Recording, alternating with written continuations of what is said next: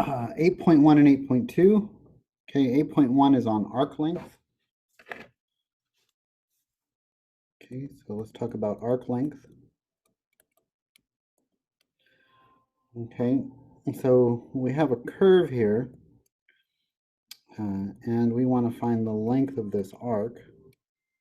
So what we do is we talk about the points that are on the curve, and we approximate the arc length using straight lines.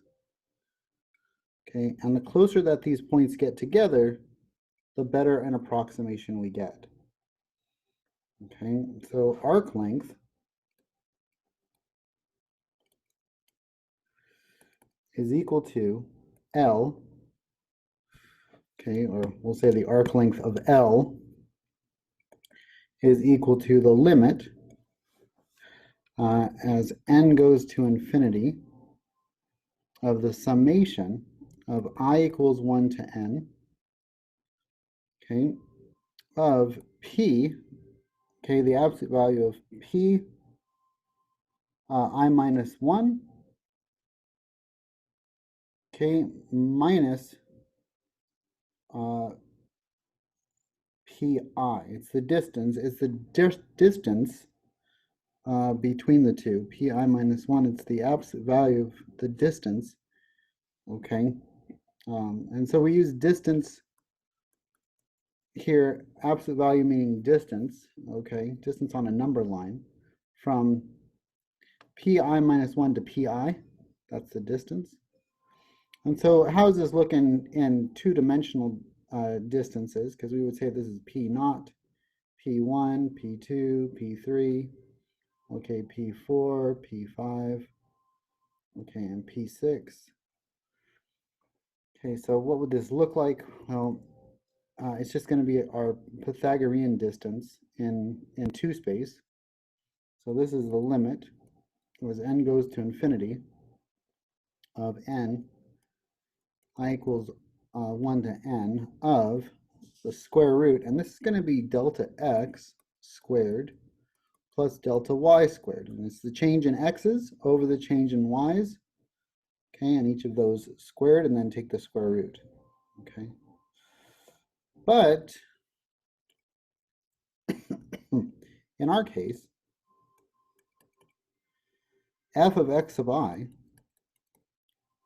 minus f of x of I minus 1 is equal to the slope, which is f prime. So the slope of f prime of xi star, star just meaning all of the x of i's, it's the slope, okay, times xi minus xi minus 1. Okay, this comes to us from the point slope form. Okay, this, just think of this as y2 minus y1 equals m times x2 minus x1. Okay, so that's just point slope form.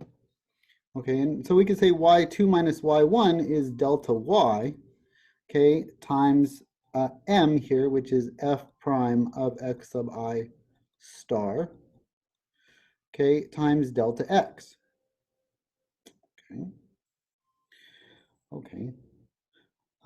So this is kind of a parenthetical thought here, okay, but this, okay, so the arc length is then equal to the limit as n goes to infinity, okay, of the summation of I equals 1 to n of delta x squared plus, okay, delta y. But what did we say delta y was? Delta y was f prime of x sub I star times delta x. So we're just going to substitute that in here, and then we're going to take the square root. I don't like that square root symbol. Square root. So f prime of x sub I star, okay, times delta x.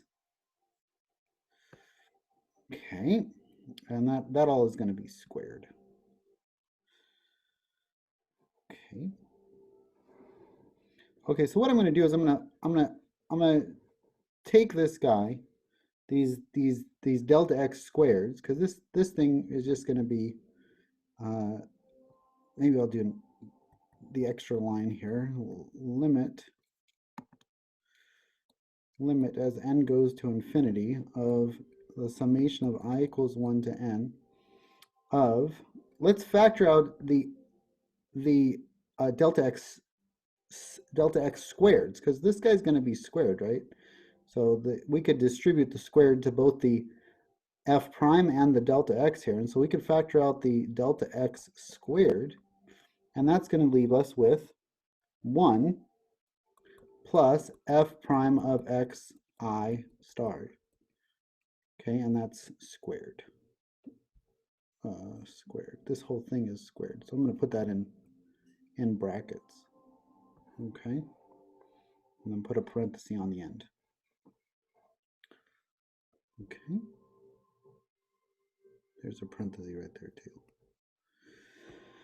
Okay, so this is getting us closer to a formula that we can use.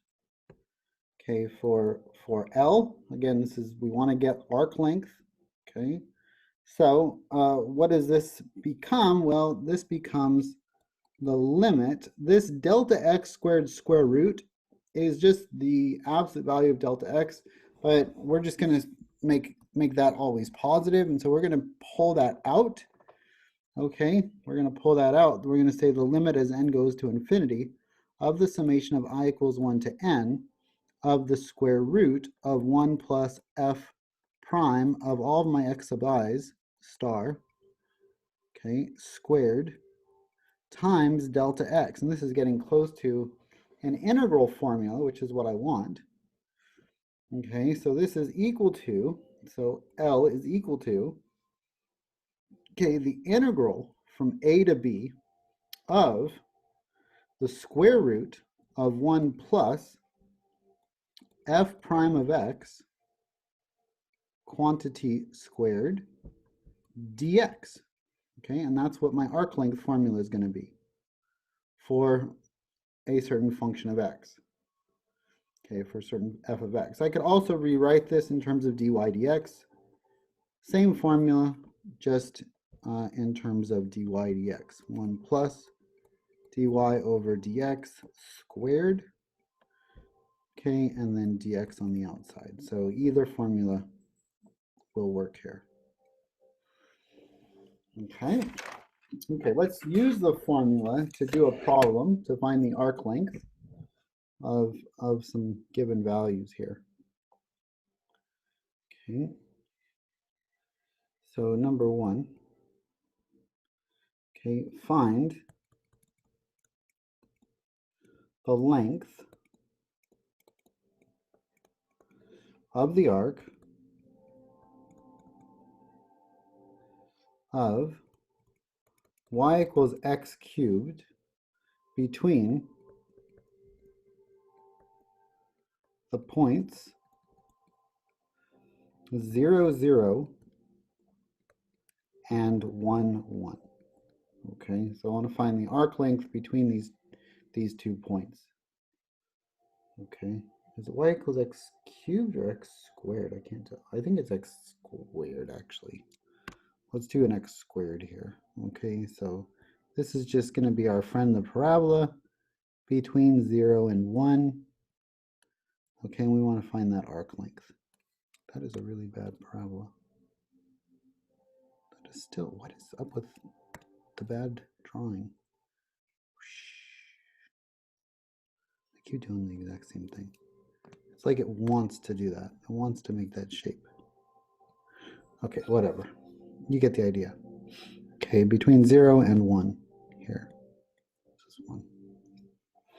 Okay, I wonder if I could zoom in and make that a little bit better. Zoom in.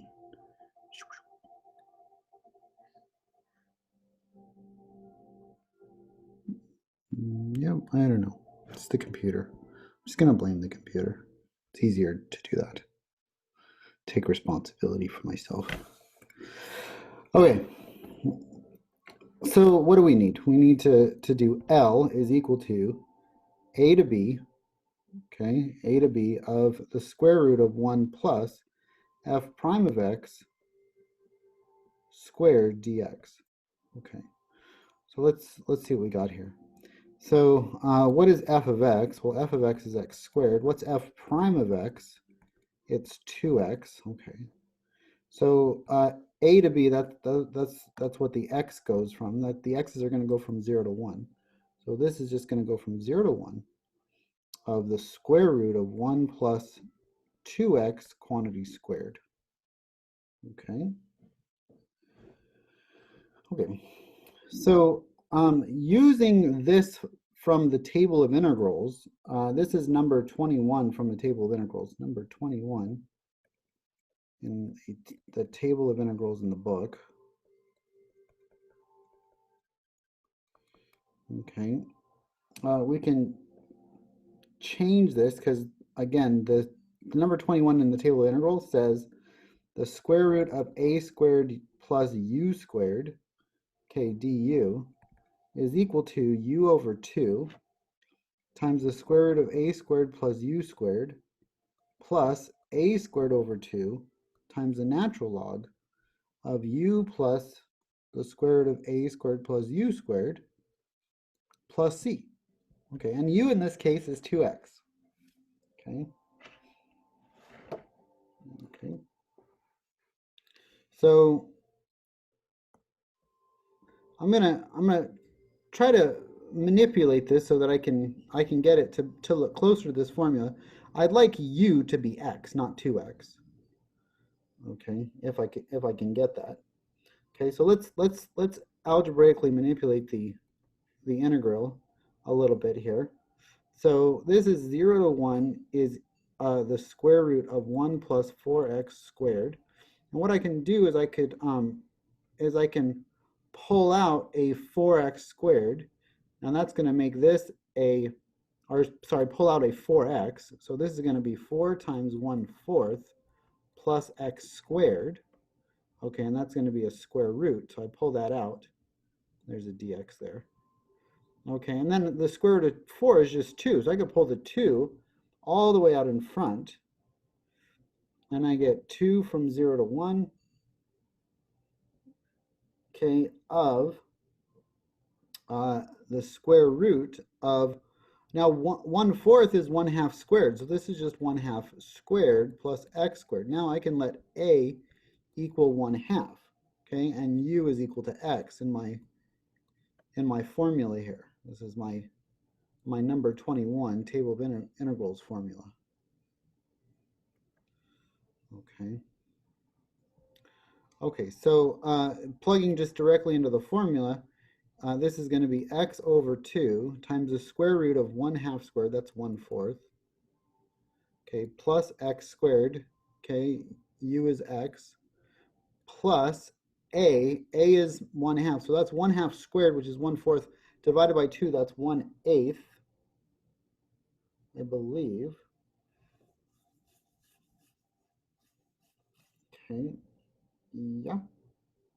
yeah, so 1/8. Okay, natural log, okay, of x plus the square root of 1/4 plus x squared plus c. Okay, nice. Okay, so and this is actually evaluated. There's no plus c here because it's evaluated from 0 to 1. And keep in mind that there's a 2 here as well. Okay, on the outside. So there's a 2 there as well. If I distribute the 2, I could get rid of this 2, and this 8 just becomes a 4. So that's 1/4. We just distribute the 2 there. Okay, so now we want to evaluate this with zeros and with 1 and 0. So this is going to be 1 times the square root of 1/4 plus 1 squared. Okay, plus 1/4 times the natural log of 1 plus the square root of 1/4 plus 1 squared. Okay, all of that minus, now we just plug in some zeros here. Well, this is going to be 0 times the square root of 1/4 plus 0 squared plus 1/4 times the natural log. Okay, 1/4 times the natural log of 0 plus the square root of 1/4 plus 0 squared. Okay, so let's see what this becomes. Okay. Let me use some brackets here. There we go. Okay, so let's simplify this. This is the square root of 1/4 plus 1, which is 5/4. So that's the square root of 5/4, or the square root of 5 over the square root of 4.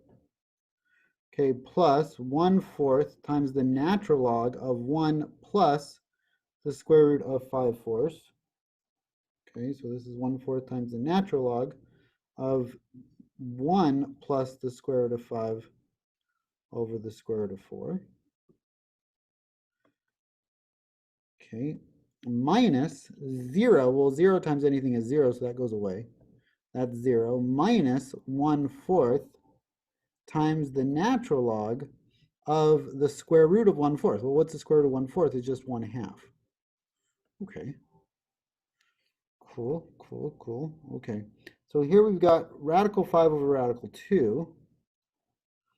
Okay, plus 1/4 natural log, okay, of 1 plus this guy. I'm gonna create a common denominator over 2 here. Okay, so this is 1/4 natural log of 2 plus radical 5 over 2. Okay,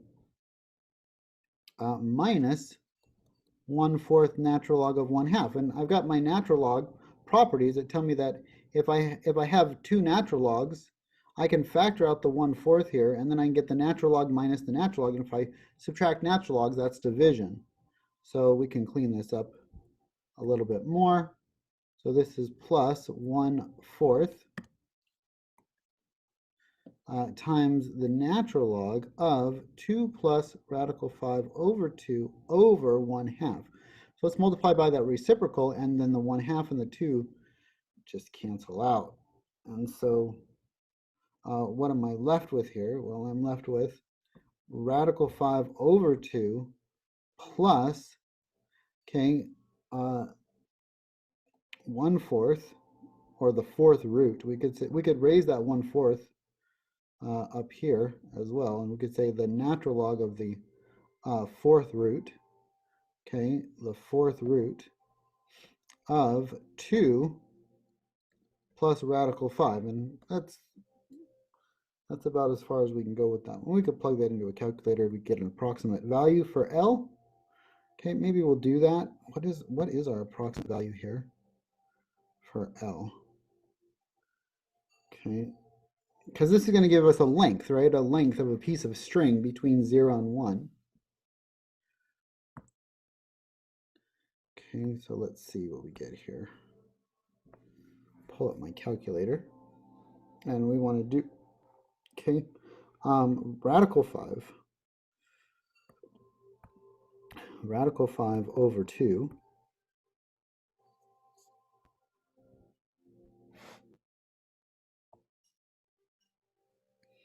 okay, over 2, okay, plus, okay, natural log, second natural log, oops, not E, I want the natural log, there we go, natural log of the 4th root. I'm not going to do a 4th root here. What I'm going to do is just raise it to the 1/4 power. Okay, the natural log of, I'm going to put another parenthesis, okay, 2 plus radical 5. Okay, oops, let's go back. Delete. Okay, 2 plus radical 5, parenthesis, and then I'm just going to raise that to the 0.25 power, raise that to the 1/4 power, 0.25 power, okay, and then I'm going to close my parenthesis to close out the natural log. Okay, and we'll see what we get here. We get about 1.47. That's kind of cool.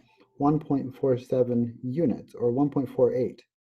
So let's close that guy out, and it's approximately 1.48, which is good, because again, if we have, say we had 1, 1 here, okay, 1, 1, and we had 0, 1, the distance between these two here is is really 1.4. It's radical 2, root 2, okay, the distance, but we get a little bit more because it's curved, okay? It's a parabola, so again, it won't let me draw that dang parabola, okay? It's a, maybe it's just me, maybe it's just because I have, okay? So it's a little bit more than root 2. It's the root 2 would be if I drew a straight line. Okay, if I drew a straight line here, that would be root 2. Okay, why? Because it's a 1 by 1 isosceles triangle. 1, 1, right? 1, 1, and then this would be root 2. But because it's curved, it's a parabolic arc between 0 and 1, it's going to be a little bit more than that. And again, root 2 is, I think it's 1.44. Root 2. Yeah, no, 1.41 is root 2. And so we're a little bit more than that. We're at 1.48 because it's a parabolic arc. So it does make sense. Okay, but this is my answer. Okay, for number 1. Okay, number 2. Okay, number 2. Okay, set up an integral for the arc length. Okay, we're just setting up the integral. And then use technology to solve. Okay. So we're going to set up the integral, and then we're going to use technology to solve this integral. Okay. So let's do that. Okay. Set up an integral. Set up an integral for the arc length of a hyperbola. Okay, of a hyperbola y equals 1 over x. Okay, from 1, 1 to 2 negative, or 2, 1/2. From the point 1, 1, oops, 1 to 2, 1/2. Okay.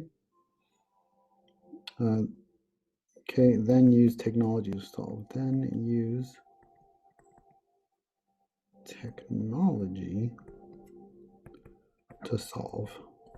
Okay, so, and I'm going to pull up my calculator because it'll help me solve this.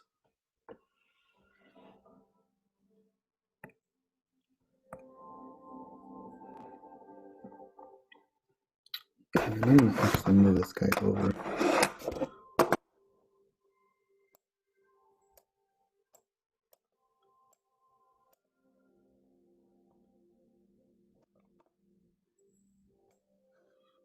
Cool. Okay, you, sir, get moved so I can work with you a little bit easier. Okay. Okay.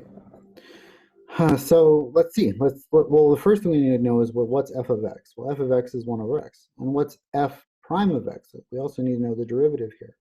Well, that's negative 1 over x squared. Okay, so L is equal to the integral from a to b of the square root of 1 plus f prime of x quantity squared. Okay, so this becomes 1 to 2 this time of the square root of 1 plus negative 1/2, not negative 1/2, negative 1 over x squared dx. Oh, forgot the dx again. Okay, cardinal sin. Okay, so what does this become? This becomes the square root of 1 plus 1 over x to the 4th power, okay, dx. And I just want to plug this into a calculator or into some software, okay, to help me solve this. So my calculator here will actually do calculus for me, okay? If I do math, hit the math key, and I go down to numerical integration, okay, function integration, okay? So there's numerical derivatives, and there's numerical integration. 9 here, and it says, oh, well, what do you want to integrate? I want to integrate 1, okay, to 2 of the square root function, okay, of 1 plus 1 divided by x, there's my x key, raised to the 4th power, okay? And then I'm going to do with respect to my variable x, dx. Okay, and I'm going to plug in enter, and it comes out with approximately 1.1321. Now, what is this? What is this actually finding the arc length of? Well, it's finding the arc length of my rational function here, where it goes like this. Again, I cannot draw worth beans today. There we go. That's a little better. Okay, and we're starting at 1, 1. Okay, 1, 1, and we're going all the way to 2, 1/2, right? So think of this as 1/2 here. Okay, so we're at 2, 1/2, and we want to find the arc length here of this. Okay, so okay, the height here is 1/2, and the length here is 1. If we did Pythagorean theorem on that, it would be pretty close to what we would have, okay, for our integral, but it would be a little bit less because it's a straight line and we have an arc here. Okay, so again, I don't know what we get for Pythagorean theorem. We could easily figure that out, right? For the hypotenuse here, square root of 1 squared plus 1/2 is the square root of 5/4, which is the square root of 5/2. Okay, so that's what this would be here, the hypotenuse of that right triangle. But hopefully we're in the ballpark with 1.132 as being a little bit more than that. Let's see what radical 5/2 is. What is radical 5/2? Radical 5/2, okay, is a little bit less than what we got for our integral, which makes sense. It's about 1.11 or 1.12. We got 1.13. So we're in the ballpark of where we should be, okay, logically. Okay, let's look at the arc length function. Okay, so the arc length function,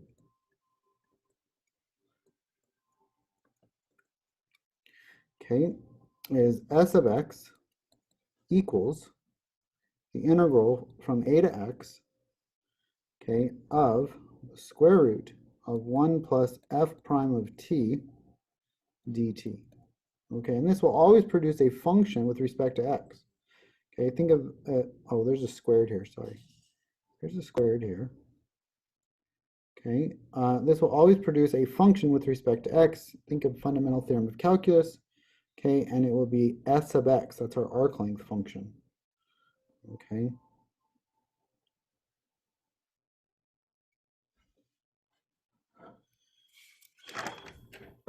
Okay, so let's find the arc length. Okay, number 3. Okay, find the arc length function.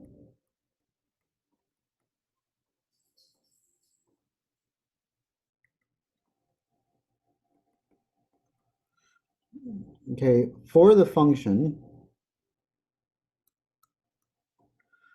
x squared, y equals x squared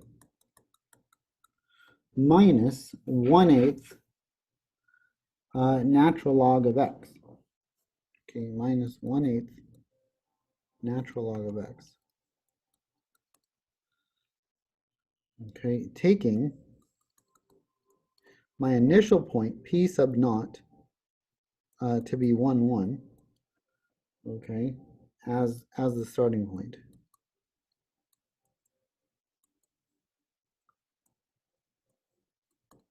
Okay, taking p naught at 1, 1 as the starting point. Okay, so x is going to start at 1, basically. Okay, and we plug in 1 here, we get this whole thing goes to 0. Okay, 1/8 natural log of x goes to 0 if I plug in 1 for x, and x squared is just 1, so yes, the 0.11 holds. Okay, so what's s of x going to be? S of x is going to be 1 to x okay, the integral 1 to x of the square root of 1 plus, okay, f prime of t, right, f prime of t, dt, or we'll say a right here, a to x, we'll plug everything in a minute, f prime of x squared, or this is t, sorry, t dt, okay, so yeah, let's find out what the derivative of our function is, right? So, you know, we could say that f of t is equal to t squared minus 1/8 natural log of t, right? And then that's kind of substituting in our dummy variable. And then we want to take the derivative of this, f prime of t. F prime of t is going to be equal to, okay, 2t minus 1 over 8 times the derivative of natural log t, which is just 1 over t. So this really becomes 1 over 8t. So I'm going to replace that by 1 over 8t. Okay, and so now we're going to plug this into our formula. S sub x is equal to the integral from a to x of the square root of 1 plus 2t minus 1 over 8t quantity squared dt. Okay, and what I'm going to do is I'm going to multiply this thing out. I'm going to FOIL that out. I'm going to get 1 plus 4t squared minus, now 2t times minus 1 over 8t, that's going to become just minus 1/4. And if I multiply that by 2, this is going to be 2 times, you know, if I multiply out a binomial squared, the square of a binomial, then I get the first term to be squared. The next term is the product of the two but doubled. So this is 2 times 2t times times one I'll go plus here, make it easier, times negative 1/8 t. Okay, I'll keep the sign inside. Negative 1/8 t. Okay, and then plus 1 over 8 squared, right? Okay, so this is dt, square root the whole thing. Okay, and what's a in this case? Well, a is 1. So this is 1 to x. Okay, looking good. So far, so good. Okay, so now what are we going to get? Well, we're going to get 1 plus 4t squared. Okay, this is going to become, the t's are going to cancel. I'm going to be left with negative 4 over 8. Negative 4 over 8. Well, negative 4 over 8 is minus 1/2. Okay, that's just a minus 1/2. And then this is plus, I'm going to leave it as a 1/8 squared for right now. 1/8 squared, and you'll see why in a second. Okay. Okay, so the idea here is when we take the 1, let's do the square root. When we take the 1 minus the 1/2, it just becomes this thing, which is 2t squared plus 1/2, okay, plus 1/8 squared, which is the exact same thing that we had before, okay, but instead of a negative, we have a positive, right? It was the same thing we had right here, okay, but instead of a negative, we had a positive. So I know that this thing is just going to be factored into 2t plus 1 over 8t squared. Okay, that's the square root of that thing, which the squared and the square root are now going to cancel out, and I'm just going to be left with, okay, the integral from 1 to x of 2t plus 1 over 8x. Okay, dt. Sorry, it's not 8. It's 8t, not 8x. And did I drop a t? I did drop a t. There should be a t there, and a t there. Okay, and t there. Okay, shouldn't have dropped that t. Okay, and a t there. Okay. Okay, so integrating this thing, this is going to become t squared. Okay, this is going to become 1/8 natural log of t, right? And then we're going to evaluate that from 1 to x. Okay, so plugging in the x, we get x squared plus 1/8 natural log absolute value of x minus 1 squared plus 1/8 natural log of 1.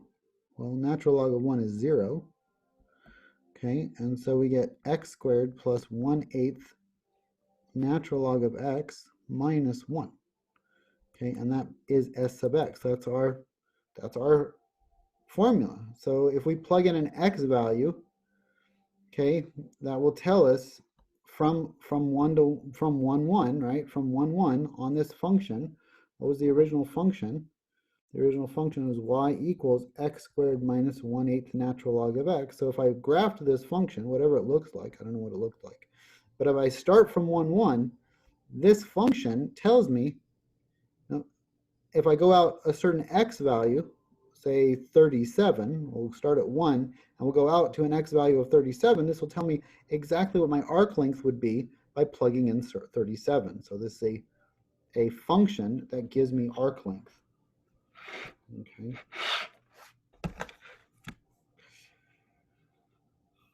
Okay. So let's go on to 8.2.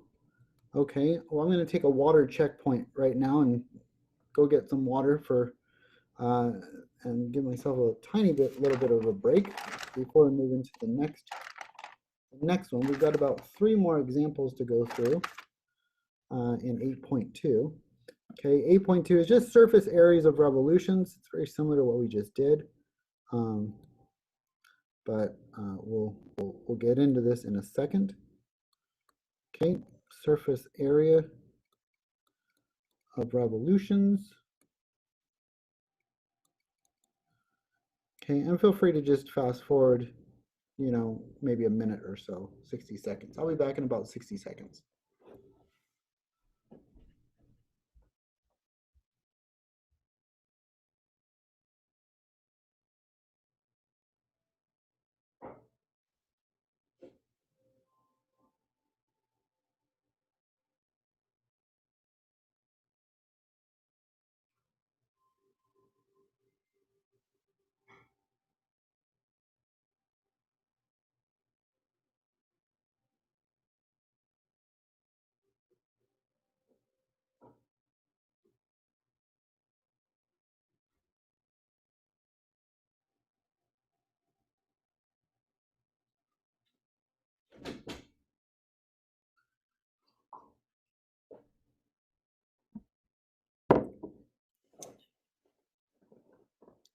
Okay, I am back.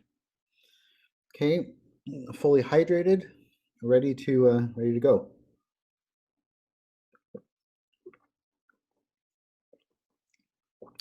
Okay. Okay, the surface area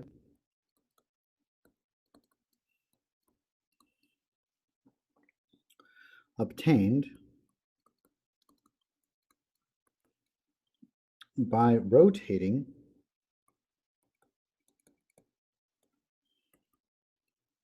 the curve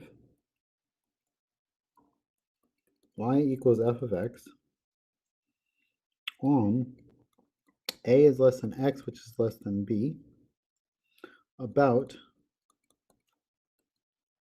the x-axis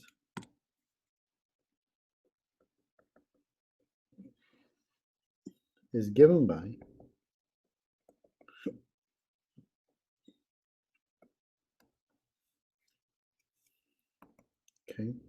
S equals, surface area, a to b of 2 pi f of x times the square root of 1 plus f prime of x,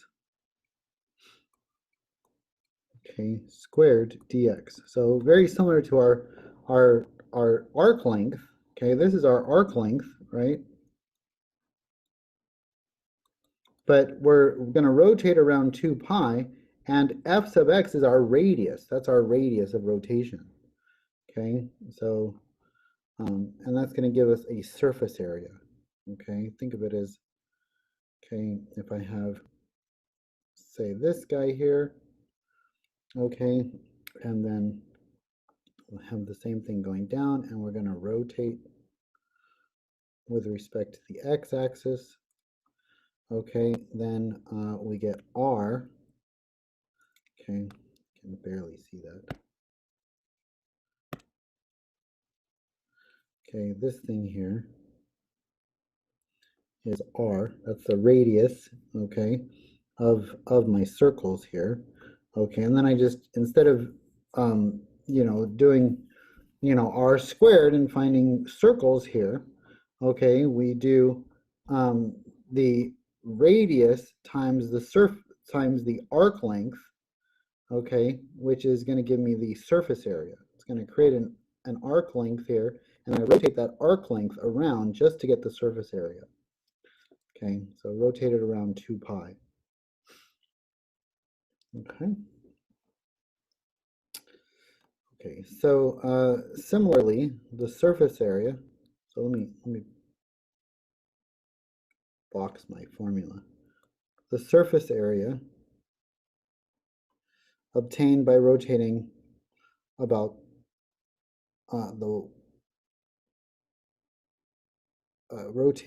there's 4 different versions here. So the surface area obtained by rotating, okay, the curve x equals f sub y. So now in terms of y, okay, and not x, okay, on c is less than or equal to y, which is less than or equal to d, okay, about, I'm going to underline the x-axis here, about the x-axis. So same picture, but now we're talking about y's, okay, y's, okay, x is equal to f sub y, okay, which is just going to change things a tiny bit, okay, and so about the curve, rotating the curve about the x-axis, still the x-axis, okay, is given by okay, s is equal to, okay, c to d, okay, c to d of 2 pi y times the square root of 1 plus f prime of y this time squared dy. Notice that the only thing that's different is the limits of integration are with respect to y, and the f of x becomes y. Okay. And it's a function of y instead of x for our derivative. Okay, so that's again rotated with respect to the x-axis. Okay, so what happens if the surface area is rotated with respect to the y-axis? Surface area obtained by rotating the curve y equals f sub x on A to B, okay, about the y-axis, okay, is given by, okay, this is given by, okay, s is equal to the integral from A to B of 2 pi x times the square, so it's no longer f sub x, okay, that was we're rotated with respect to x-axis. Now with respect to the y-axis, x is the radius, and we'll show that in a second why that is. And this is 1 plus f prime of x squared dx. Okay, so again, looking at this guy here, we want to rotate with respect to the y-axis this time. So we get this kind of bowl shape here. And what is the radius here? Let me put that in a different color. Okay, so let's look at the radius here. The radius is in green. Okay, so the radius is just how far out in the x direction I go. That's the radius. Okay, so that's r, that's the radius. This is 2 pi. And then this is the function of the arc length. Okay, so that's the arc length. Okay, so that is our function rotated on the y-axis. Okay, there's the y-axis. Whoops. There's the y-axis, and there's our function. Now, if we had x equal f sub y, okay, so this was f sub y instead of x, okay, and we're rotating around this, then we would just replace x with f sub y. So the surface area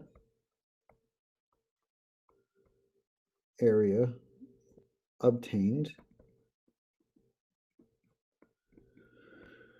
by rotating the curve y equals f sub x, x equals f sub y, on this time c to d, y is between c and d, okay, about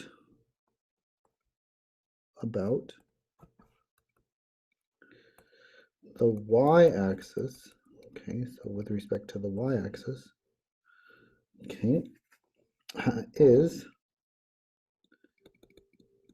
given by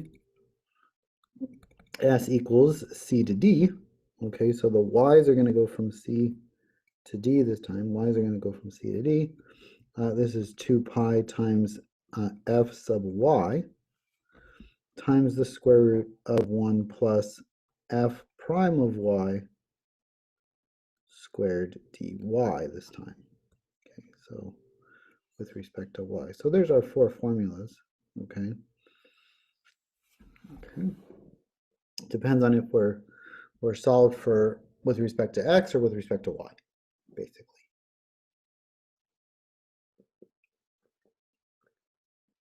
Okay, different versions are going to lend themselves to easier solutions. Okay, so let's go through some of these. Okay, let's do number 1 here. Let's go through 3 examples here. The curve y equals square root of 4 minus x squared. Okay, from -1 is less than x, which is less than 1,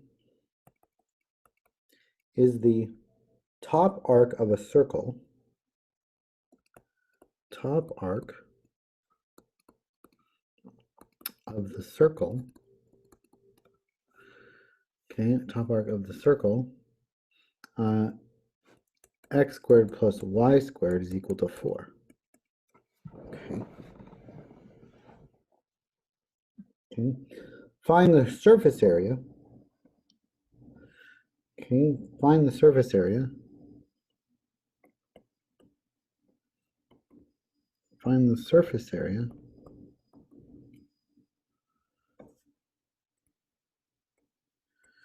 obtained. That is really hard to read. Okay, obtained by revolving the curve about the x-axis.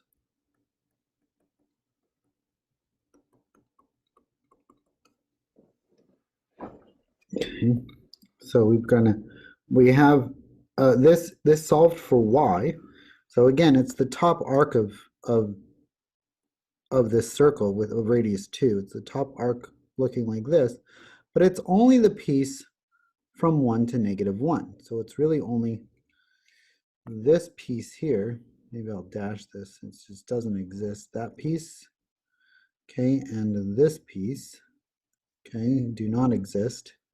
So it's only going from 1, okay, to -1. Okay, and then what are we doing with that? We're rotating this. We're rotating this around the x-axis. So we're taking these guys and we're rotating them, okay, around the x-axis. Maybe we get something that looks like this. And we're interested in the surface area, the outside of this thing. Okay, what's the outside of that thing going to look like? Boom. Okay. Okay, and so what's the surface area? So let's look at our surface area formula for when we have f sub x, okay, is equal to something. So in this case, f sub x is equal to the square root of 4 minus x squared, right? Okay, so this is going to be the integral from a to b of 2 pi f of x times the square root of 1 plus f prime of x squared dx. So we need to find out what our derivative is. So f prime of x is equal to, well, let's look at what f of x is first. F of x is equal to 4 minus x squared to the 1/2. So if I take the derivative, it's going to be a chain rule, right? So this is going to be f prime of x is equal to 1/2 times 4 minus x squared to the negative 1/2 power times the derivative of the inside, which is negative 2x. Okay, well, notice that these 2's are going to cancel, the 2 there and the 2 there. That's kind of cool. So this equals x, negative x, over the square root of 4 minus x squared. And that's f prime of x. Now that thing is going to get squared when I bring it into my my surface area formula, right? That thing is going to get squared. So the square root on the denominator is going to cancel. Okay, so so s is going to equal, I'm going to bring this 2 pi out in front, 2 pi times a to b. Well, they tell me that this is negative 1 to 1. Okay, what's the original function? Well, the original function was the square root of 4 minus x squared. This thing is going to be the square root of 1 plus the f prime of x squared, okay, which is going to be x squared over 4 minus x squared. Okay, that's interesting. Okay, so, and that's dx with respect to x. So 2x, negative 1 to 1. This, I'm going to create a common denominator here. Okay, so I'm going to get the radical 4 minus x squared times radical 4 minus x squared plus x squared all over 4 minus x squared. Oh, okay, that's kind of cool.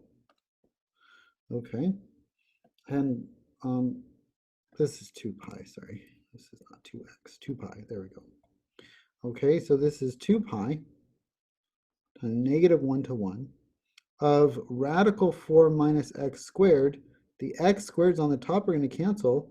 I'm just going to be left with the square root of 4 over the square root of 4 minus x squared. Well, that's nice, because those are going to cancel, right? So that cancels with that, just leaving me with 2 dx. Okay, so this is equal to 2 pi, negative 1 of 2 dx. Well, the integral of 2 is just 2x. So this is 2 pi times 2x evaluated from negative 1 to 1. And so this is just going to be 2 times 1 minus, okay, 2 times negative 1. Okay. Well, this is just going to be, and that's all times 2 pi. This is 2 pi. This is going to be 2 plus 2. 2 plus 2, which is 4. 4 times 2 is 8. So this is 8 pi. And its units, squared. So this is squared units.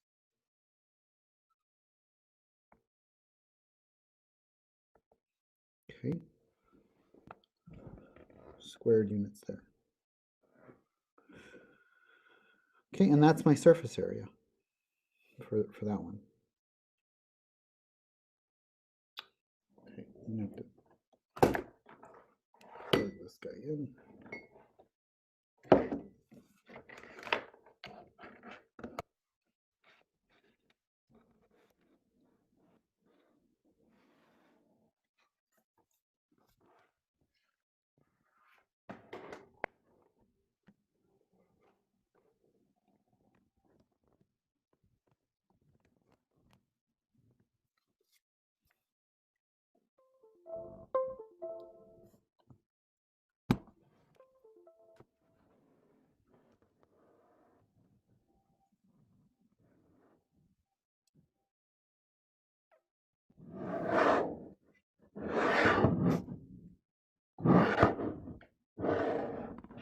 Oops.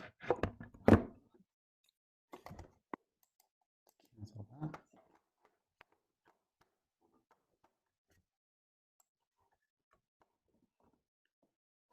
Bring this over.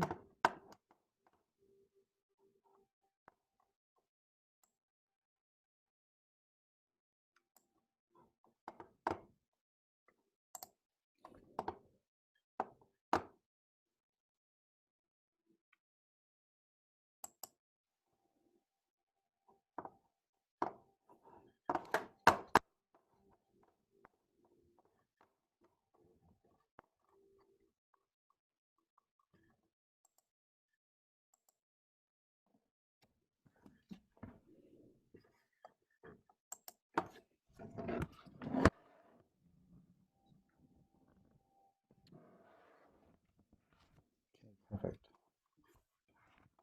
Sorry about that. My battery is dying, so I need to plug this in.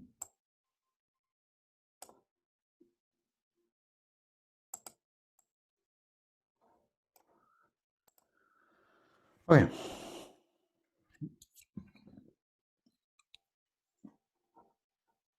Hopefully you can see my screen. Let's see. Let me stop my sharing and reshare just to make sure that it's working. Okay, perfect. Okay. So that's number one. Let's go over number two here. Okay, number two. Okay, the arc of the parabola y equals x squared from 1 to 2 4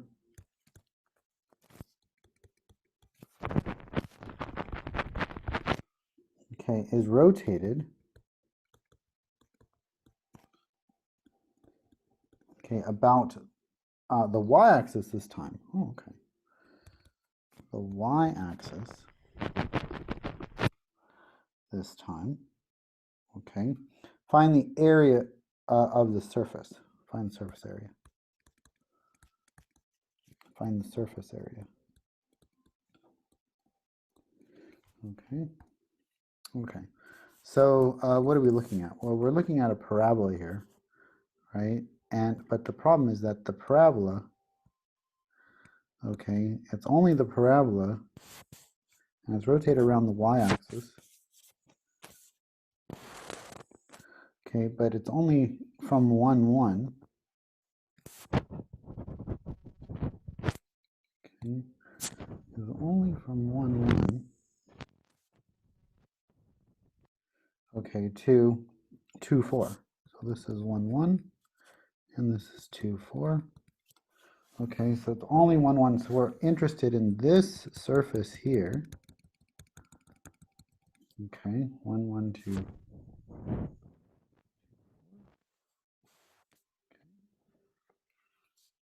So hyperbolic, or sorry, parabolic arc here. Parabolic arc there. Okay, so that's the surface that we're interested in. Okay, so we can do this one of two ways. Okay, so the first way, I'm going to call this A way. Okay, little a. S is equal to, okay, A to B, okay, of 2 pi x, okay, of the square root of 1 plus f prime of x squared. Okay, dx. So leaving this as f of x, because, you know, we would have to deal with, you know, if we wanted to solve this for x and get it in terms of f sub y, it'd be a little crazier, okay? Because we'd end up with we'd have to know, are we talking about the top function or the bottom function? And we'd have to deal with just one of them. Okay, but let's just leave it in terms of x. That means that the radius here is x. R is x here. The radius of the circles, okay, that we're integrating over is just x. Okay, so we're saying that x goes from 1 to 2, okay, of 2 pi, and again, I could pull that 2 pi out in front if I really wanted to. 2 pi, 1 to 2 of x times the square root of the derivative. Well, if f sub x, if f of x is equal to x squared, then f prime of x, okay, is equal to 2x. So this becomes 1 plus 2x squared dx. Okay. Now, this is just a normal u sub. Okay, we don't need to use any fancy table of integrals for this one. Okay, this is just because we have the du here as x dx. This is 1 plus 4x squared. Okay, so let's let u equal 1 plus 4x squared. Du is equal to 8x dx. Okay, and see, we have the x and we have the dx there, so that's good. Divide by 8, okay, and I get 2 pi. I'm going to pull the 1/8 out in front. 1/8 from, this is 1 to 2, sorry. Okay, from 1 to 2. Okay, we could change those limits of integration because we did a u du substitution, so maybe we'll do that. What's u of 1 here? U of 1 is 1 plus 4 times 1 squared, which is 5.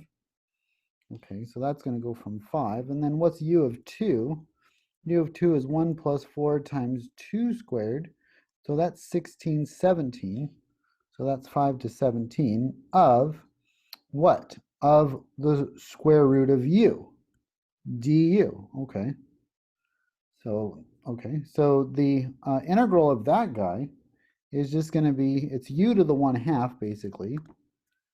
Maybe I'll write that, u to the 1/2. So this is going to be 2/3 u to the 3/2 from 5 to 17 of, this is going to be 1/4 because the 2 and the 8 are going to cancel. And this is just going to be pi over 4, which is, again, the 2 and the 4 are going to cancel. So this becomes pi over 6. This is pi over 6 times, okay, u 17 to the 3/2 minus 5 to the 3/2. And I could rewrite that if I wanted to, pi on 6, okay, of 17 radical 17 minus 5 radical 5. Okay, and that would give me my final answer there.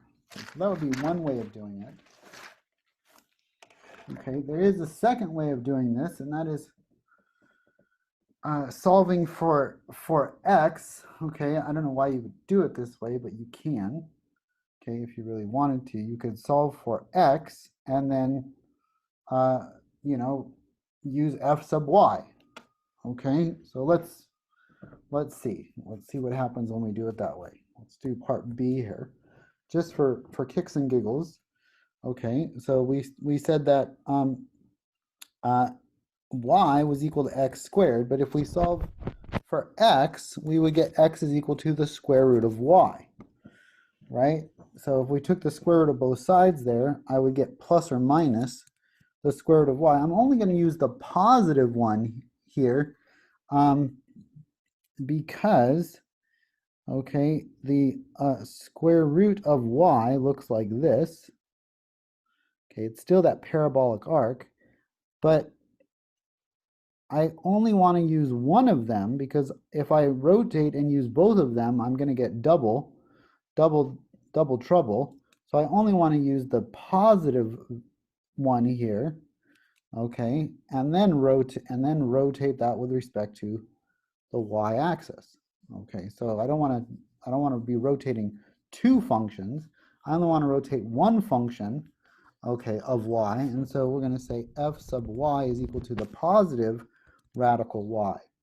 Okay, and so we're going to rotate this with respect to y, and so what does this become? It becomes s is equal to the integral from c to d of 2 pi f of y times the square root of 1 plus f prime of y squared dy. Oh, okay. Well, this is going to be from c to d. Well, what do the y's go from? Well, the y's went from 1 to 4. Remember, this was 2, 4, and 1, 1, right? They went from 2, 4 to 1, 1. And again, this bottom part is not even included. So I'm going to erase it. Okay. But I would rotate this. Okay. Okay. And now we get the surface of this rotation. Okay. The surface of this rotation.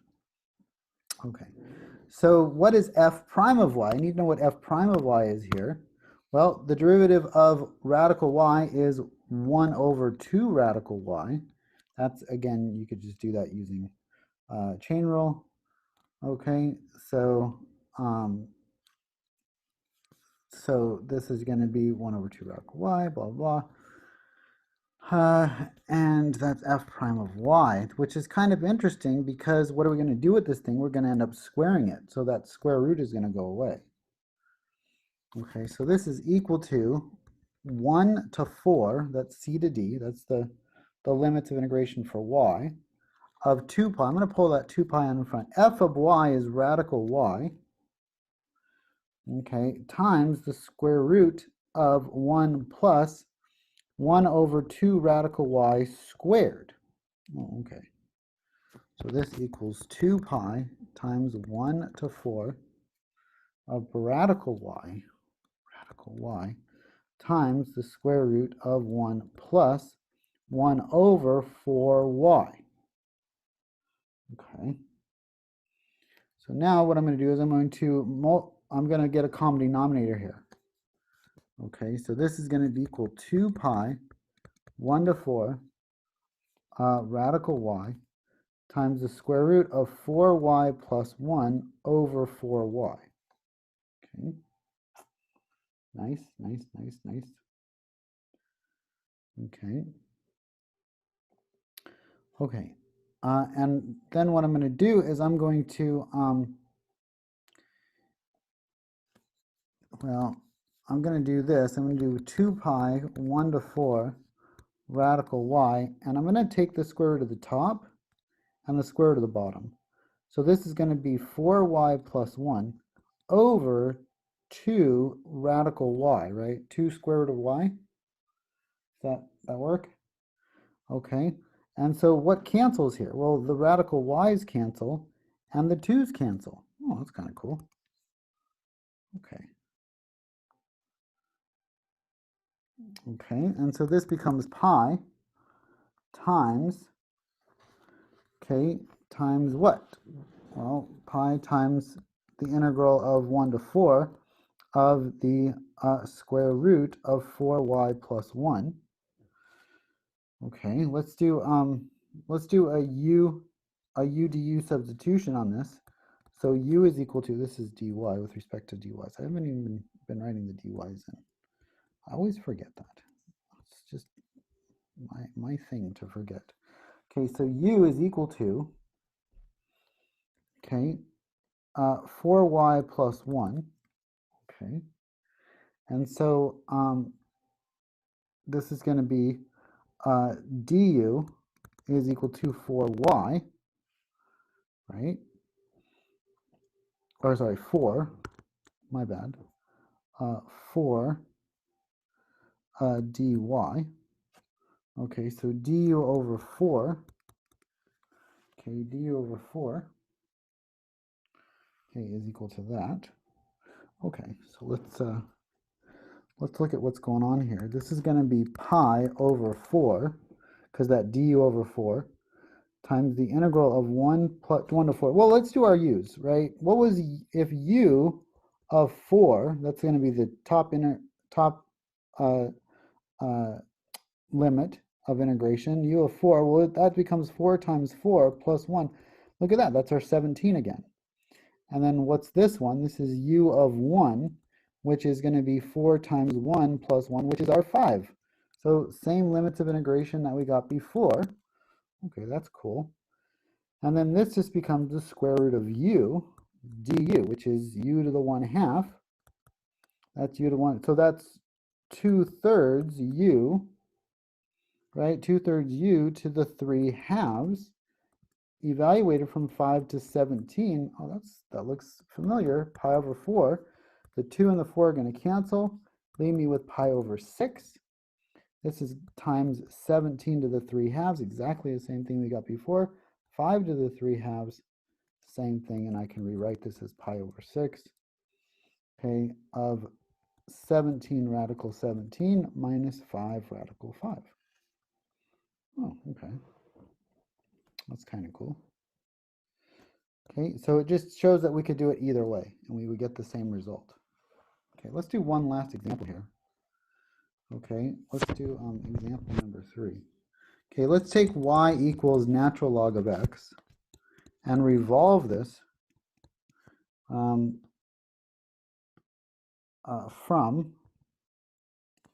okay, x goes from 1 to e, okay, it goes from 1 to e, revolve from x equals 1 to e about the y-axis, okay, and we want to find the surface area. Find, okay, the surface area.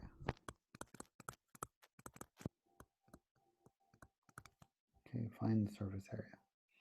Okay, so we're going to say that this is S is equal to, okay, y-axis this time. S is equal to y-axis. Okay, so let's think about the formula here. So this is going to be y-axis, but it's a function of x. Okay, so it's going to be integral from 2 pi, and then this is going to be, what is that going to be? That's going to be x, right? Yeah, because when we revolve around the x, let's draw a little picture to help us out. Okay, so when I look at this guy here, okay, so revolved around the y-axis, okay, y-axis here, get something that looks like this.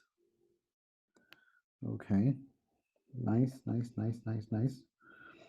Okay, and so, you know, from 1 to e, e is about 2.717, so 1 to e, right? And so this bottom part, okay, is not there.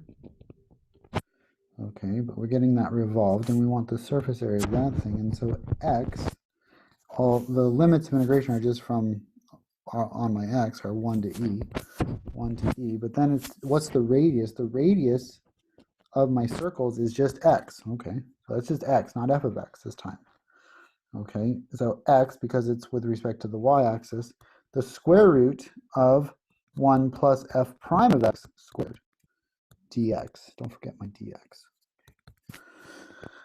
Okay, so pull out the 2 pi. This becomes 1 to e of x. F prime of x. Well, what's the derivative of natural log? Isn't that just 1 over x? Right? So this is going to be the square root of 1 plus 1 over x squared. Okay, 1 over x squared. Okay, and so this becomes, oops, dx. Okay, this becomes 2 pi 1 to e of x times, I'm going to find a common denominator here. This is going to be, denominator is going to be x squared, right? And then this is going to be x squared plus 1 dx. Oh, okay. Okay. So this is equal to 2 pi 1 to e of x Okay, x, well, this guy and this guy are going to cancel out, right? So I'm just going to be left with the square root of x squared plus 1 dx. Okay, so we could look at this up on a table of integrals if we wanted to, or we could just do a trig sub on this. Okay, let's practice our trig sub. Okay, what would this be if we looked at a triangle? Okay, theta. Okay, so we're looking at x and 1, right? X and 1. Okay, so x and 1. So the hypotenuse here would have to be x squared plus 1, the square root of x squared plus 1, right? So this I'm going to let be x, and this I'm going to let be 1. Okay. So x over 1 is equal to tangent, right? So I could say x over 1 is equal to the tangent of theta.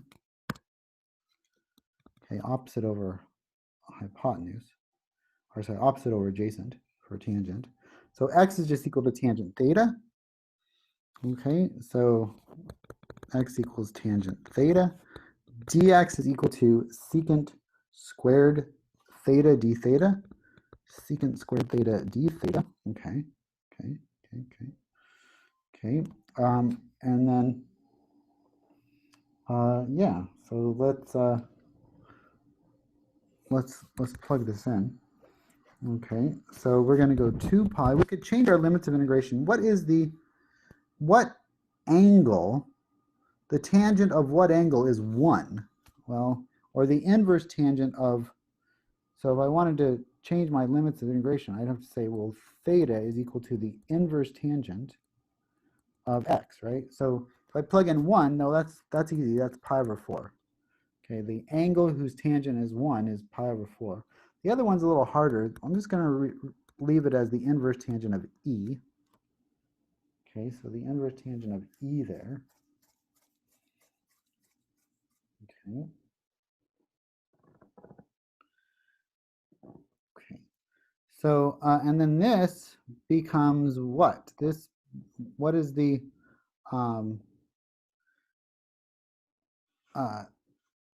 what is x? Well, x is equal to tangent theta, right? So this is going to be the square root of tangent squared theta plus 1. Okay.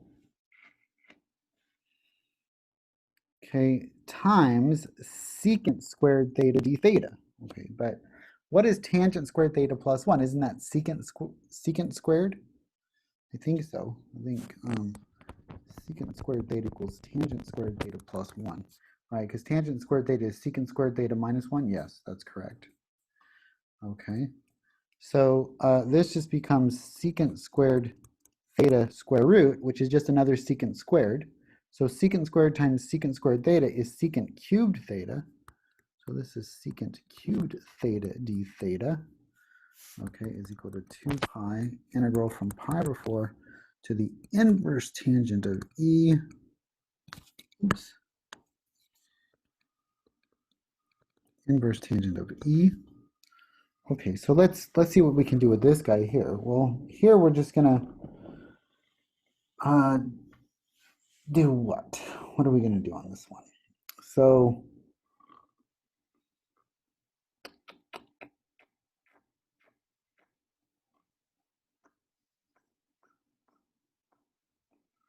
one to e. Think about this for a second. Okay, so we would break off, we have our secants, right? So we would break off a secant squared, I believe. Get it in terms of tangent? No. We would get it in terms of secant tangent. I don't know. I would just look it up in a, let's just look it up in the table of integrals. Okay, I guess, I don't know. Well, let me think about this for a second. What would secant cubed be? Okay, secant cubed. I would want to break that into secant tangent. No, I'm pretty sure I'd want to break off, I don't know, let me look it up real quick. Okay, what do we want to do when it's just, I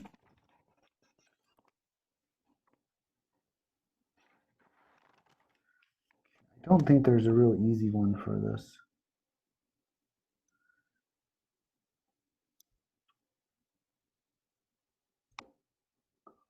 For the secant cubed. For tangent cubed, I know what to do with that one. Oh, okay. So let's do this one here. Okay. So let's just break off a secant squared theta. Okay. So we didn't really have to combine it. Times secant theta. Okay, and this is going to be a tangent squared plus 1 theta, tangent squared theta plus 1 times secant theta. I'm kind of going backwards, but that's okay. Okay, so this is going to be a tangent squared theta secant theta. Okay. Plus secant theta. Okay. So, and then we just want to integrate this thing. Okay, d theta with respect to theta, 2 pi equals that guy there. Okay, so let's see. U is equal to tangent theta, right? And so du is equal to, that's secant squared, so I don't have it.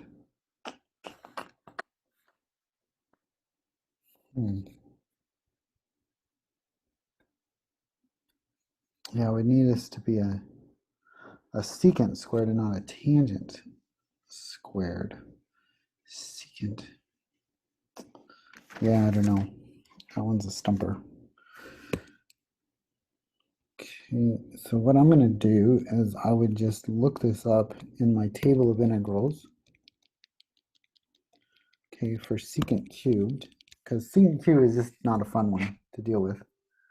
Okay, and this is going to be pi times, okay, the this is going to be 1/2 for secant cubed. It's for the integral of secant cubed is 1/2 secant theta tangent theta plus the natural log of secant theta plus tangent theta. Okay, is that how you do it? You break off, oh, maybe we break off a secant tangent. That's what we do. Okay, so let's try it. Let us try that. Yeah. So tangent squared theta plus 1 times secant theta, right? Because this would be a secant squared. Let's do a tangent and then a secant theta tangent theta. Tangent and then a secant theta tangent theta. Okay, plus secant theta. Okay, secant theta. So let's let the u be, what in this case? Let's let the u be secant? No, that's still not going to work. Why's that not going to work? With the u, I don't know. I'm still stumped. Okay, let's see. Let's do a little cheat here. Let's see what they tell me to do here for my integral. I'm going to go to the internet on this one. Okay, when in doubt. Okay, how do I get secant cubed? I should know how to do this. Okay, so let's just type it in. Let's type in the integrate.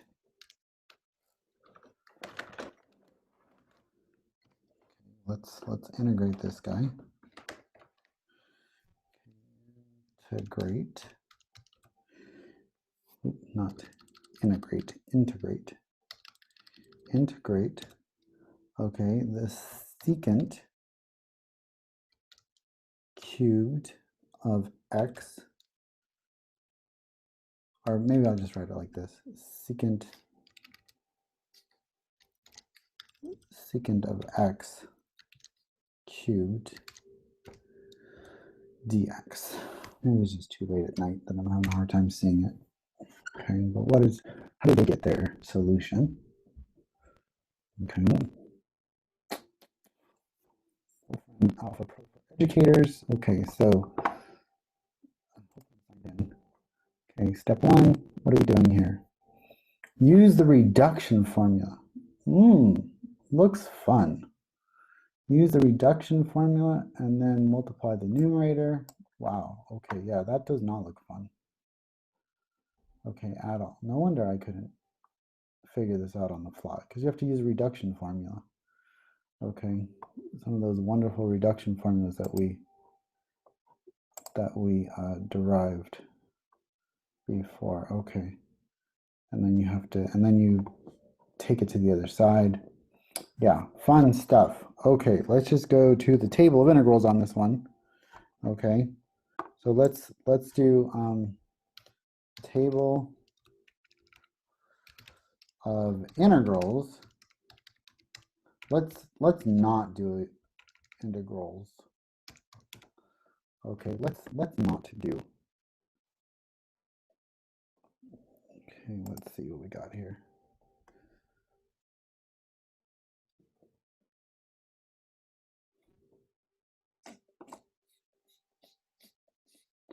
I need some square roots is what I want. Square roots of, what's this guy look like? Let's see what we got here. Come into focus, please.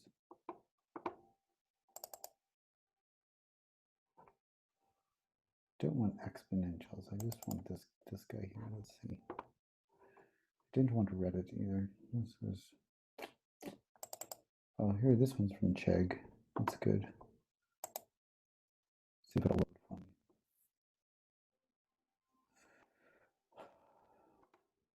What? I don't want that. I just want the table. Here we go. Okay. So, problem has been solved. What to do? Okay. Okay, so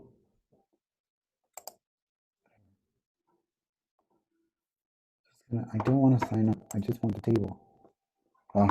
Whatever. Okay, so if I look closely here at the table, is it going to tell me? Screw it. I'm just going to go to my book.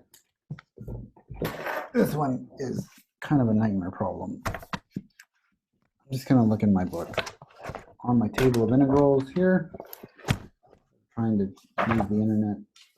Sometimes a good old-fashioned textbook is where it's at. Okay, table of integrals here. I want the square root of x squared plus 1. Okay, square root of x squared plus 1. I want to integrate that bad boy. Okay, square root of x squared plus 1. Okay, here we go. Square root of x squared plus 1. Okay, now I want plus 1, not minus 1. Square root of u squared. Oh, here we go. Square root of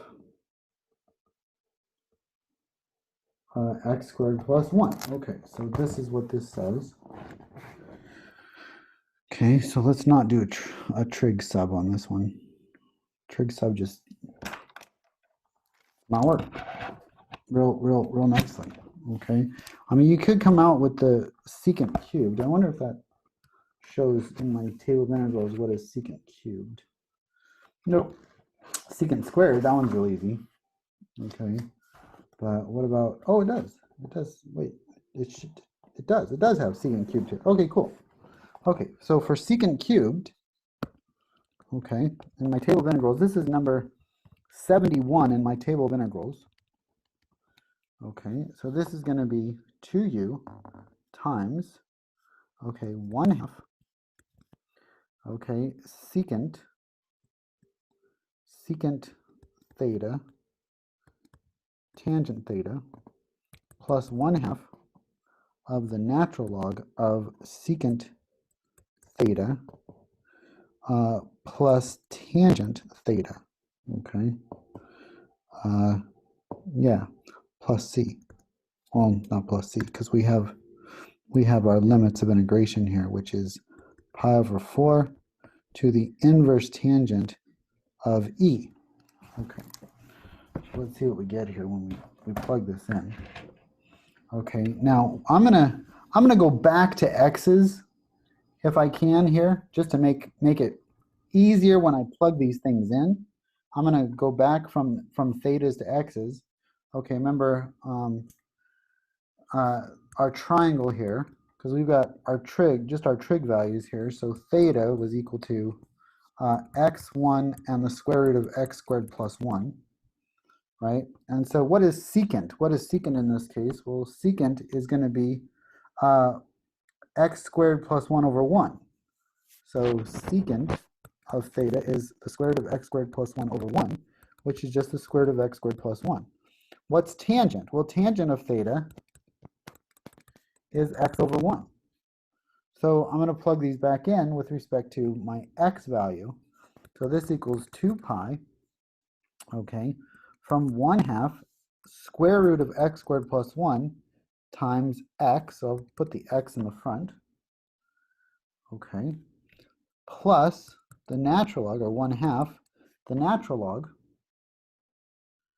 okay, 1/2 the natural log of secant. Well, again, what is secant? It's the square root of x squared plus 1 plus tangent, which is x. Okay, and that's all going to be evaluated from 1 to e this time, okay, because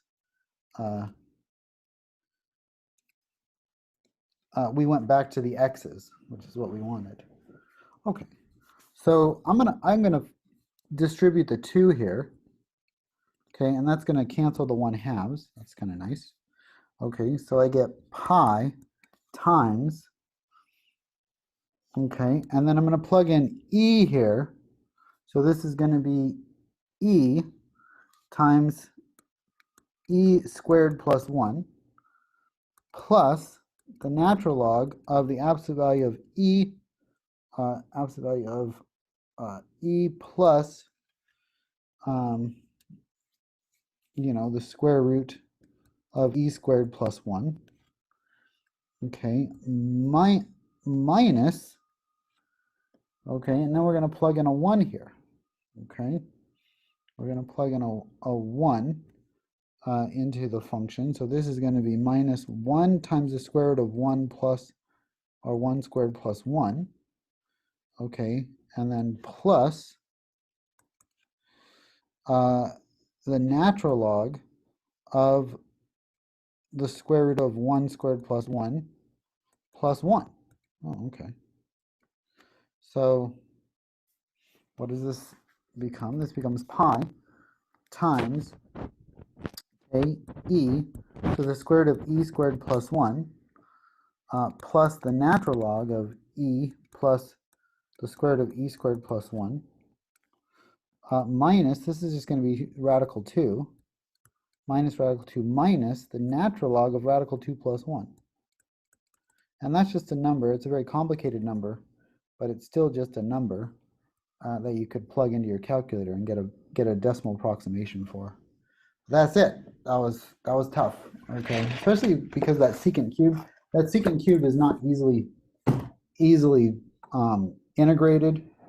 You have to use a reduction formula on that one, and it's kind of a nightmare to do. So just went to a table of integrals. This was again number 71 in my table of integrals. Okay, where was that? That was up here. Yeah, number 71 in the table of integrals in my book. Okay. Okay. Yeah. Okay, good times, good stuff. Hope you enjoyed this video and taking notes. Hopefully you enjoyed your weekend, and you're ready to go Monday morning we're at halftime right now. So yeah, halfway in, halfway out. Okay, talk to you guys later.